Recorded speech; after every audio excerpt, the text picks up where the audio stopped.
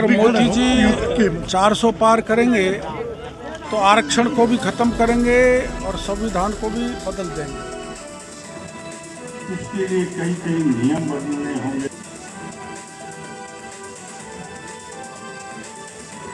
देश के कुछ नेताओं को लगता है कि लोकतंत्र तो गया तेल लेने। जी हाँ, हमारे देश के लोकतंत्र को तार तार किया जा रहा है। कोई भी छोटा से छोटा नेता आकर कह देता है आप बीजेपी को 400 पार कराओ, फिर हमारी सरकार संविधान को बदल कर रख देगी। ऐसा लगता है कि अब अगला निशाना संविधान ही है, ताकि लोकतंत्र की नींव को कमजोर किया जाए। लोकतंत्र मजबूत का मतलब भारत की जय, लोकतंत्र का मतलब महात्मा गांधी की जय, लोकतंत्र का मतलब हिंदू मुस्लिम एकता की जय, लोकतंत्र का मतलब जय जवान, लोकतंत्र का मतलब जय किसान, लोकतंत्र का मतलब भारत महान। जिनके हाथों में आज लोकतंत्र की कमान है, सही पूछिए तो आज उन्हीं लोगों ने महान भारत के महान लोकतंत्र का चीरहरण कर रखा है। लेकिन आजकल के नेताओं की जुबान पर कोई लगाम नहीं है, जो चाहे अब शब्द कह सकते हैं, क्योंकि इन्हें तो बस अपने आला कमान को खुश करना है। लेकिन सनद रहे, देश के कुछ युवा और ईमानदार पत्रकार देश में किसी की भी सरकार हो, लोकतंत्र पर आंच नहीं आने देंगे। चुनावी सभा में खुलेआम धार्मिक उन्माद वाले शर्मनाक बयान दिए जाते हैं। धर्म के नाम पर वोट मांगा जा रहा है, पर यहाँ तो सिस्टम को अपाहिज बना दिया गया है। यही सिस्टम जब विपक्ष की बात होती है तो कुंभकर्ण की निंदा से जागकर तुरंत सक्रिय हो जाता है। कहने को बहुत कुछ है, कभी वक्त मिला तो विस्तार से इस पर चर्चा होगी। लोकतंत्र की हिफाजत करना वैसे तो हम सभी का फर्ज है, लेकिन हम में से कुछ ऐसे योद्धा हैं जो लोकतंत्र की हिफाजत के लिए सदैव अपना योगदान देते रहते हैं। लोकतंत्र के मुहाफिज नंबर 1 ध्रुव राठी। जी हाँ, ध्रुव राठी ने बीजेपी की व्हाट्सएप यूनिवर्सिटी और गोदी मीडिया का पर्दाफाश करते हुए एक नया वीडियो जारी किया है। ध्रुव राठी ने बताया कि कैसे गोदी मीडिया वाले भारत में जनता का ब्रेन वॉश कर रहे हैं। ध्रुव राठी के कुछ वीडियोज ने देश की सोई जनता को जगाने का काम को बखूबी अंजाम दिया है। अब ब्रेन वॉश करने के यहाँ 4 डिपार्टमेंट्स क्या हैं, इन्हें एक एक करके समझते हैं। पहला डिपार्टमेंट है रेशियल या रिलीजियस प्राइड। एक आम आदमी को बहकाने के लिए शुरुआत से नफरतखोर मैसेजेस काम नहीं करेंगे। शुरू के मैसेजेस प्राइड पर फोकस करेंगे ताकि आप इनके जाल में फंसो। आपको एहसास दिलाया जाएगा कि आपको अपनी नस्ल पर गर्व होना चाहिए।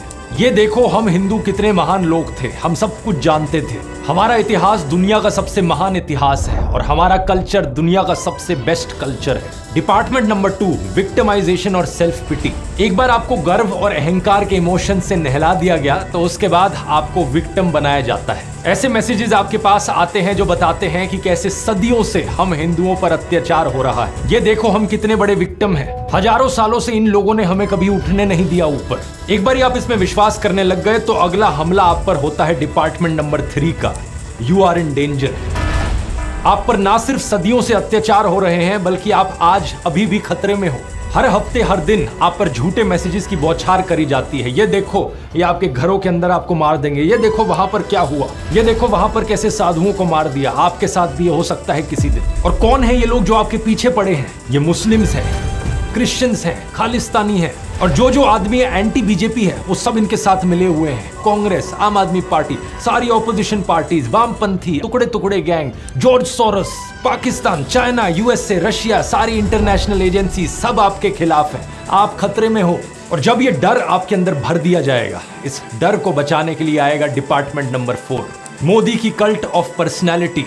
कौन आपको बचाएगा? मोदी जी आपको आकर बचाएंगे। मोदी जी हमारे लॉर्ड एंड सेवियर हैं। व्हाट्सएप मैसेजेस पर आपको एहसास दिलाया जाएगा कि मोदी कोई इंसान नहीं, वो तो कृष्ण के अवतार है, राम के अवतार है। किसी भी इलेक्शन से एकदम पहले स्पेशली ये 3rd और 4th डिपार्टमेंट सबसे ज्यादा एक्टिवेट होते हैं। आपके इसी कड़ी में दूसरा नाम आता है अजीत अंजुम का।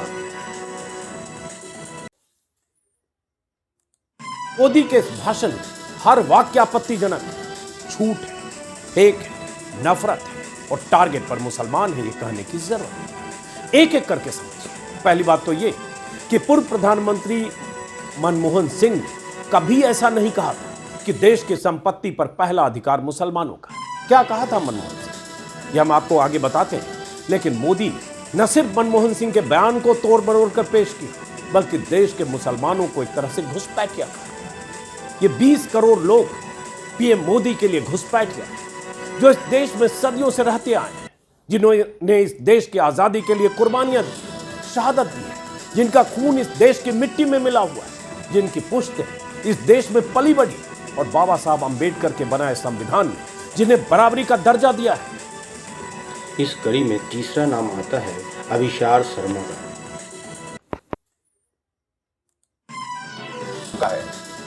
उन्होंने इसमें पिछड़ों, दलितों, वंचितों का नाम भी जोड़ा, माइनॉरिटीज का नाम जोड़ा, मगर आप मंच पर खड़े होकर गलत बयानी कर रहे हैं।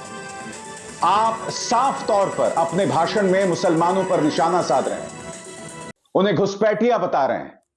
आप साफ तौर पर, धार्मिक तौर पर एक भड़काऊ बयान दे रहे हैं। इसी कड़ी में चौथा नाम आता है निडर पत्रकार, फैक्ट चेकर मोहम्मद जुबैर का। पांचवा नाम आता है इशारों ही इशारों में सब कुछ कह देने वाले भगत राम का। हमारे प्यारे देशवासियों, हम आपसे आज एक बहुत ज़रूरी अपील करना चाहते हैं वोटिंग के बारे में। आप हमारा अपील ध्यान से सुनना, एकदम बहुत ध्यान से सुनना। जैसा वोटिंग आप फर्स्ट राउंड में किए हो, प्लीज़ ऐसा सेकंड राउंड में मत करना। आप जैसे वोटिंग का काम आप फर्स्ट राउंड में किए हो, जिसकी वजह से हमारे शहर को फर्स्ट राउंड के वोटिंग की वजह से हमारे शहर को मंगलसूत्र पे और घुसपैठिया पे और ज़्यादा बच्चा पैदा करने वाले लोग पे ऐसे बात पे आना पड़ गए। तो इसमें आपका ब्लेम है, आपको ब्लेम है। हमारे शहर का गलती नहीं है, आपके वजह से हमारे शहर को ऐसा चीज़ बोलने पड़े हैं। आप जैसा वोटिंग किए हो ना फर्स्ट राउंड में, इसके वजह से हमारे शहर को ऐसा करना पड़ा है। अगर आप सेकंड राउंड में भी ऐसा ही वोटिंग कर दिए तो फिर हमारा शहर अपना विराट कोहली वाला रूप दिखा देगा।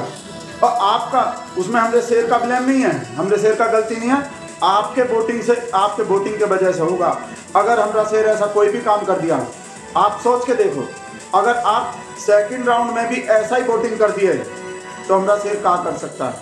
आप सोच के देखो, अगर हमारा शहर कुछ ऐसा कर दिया ना, तो फिर हमारे शहर को ब्लेम मत करना। आप लोग बोल रहे हैं, हम साफ बोल रहे हैं आप लोग को। हमारे शहर का विरोध करते करते आप लोग नफरत से ही नफरत करने लगोगे।